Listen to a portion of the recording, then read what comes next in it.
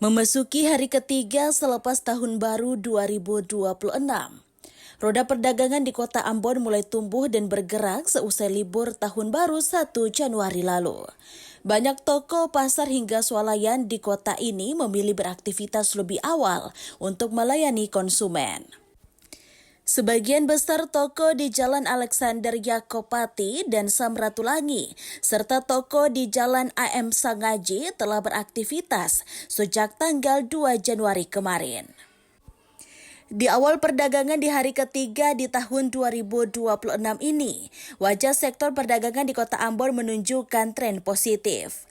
Salah satu indikator membaiknya perekonomian tergambar dari aktivitas roda perdagangan tumbuh dan lancar.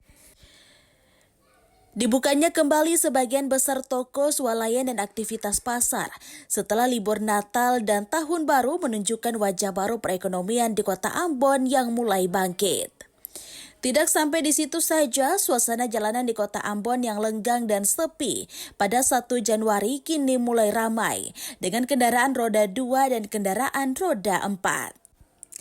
Di setiap sudut jalan di kota Ambon, para pengendara beraktivitas berpacu dengan waktu untuk memperbaiki perekonomian mereka. Tim Liputan melaporkan.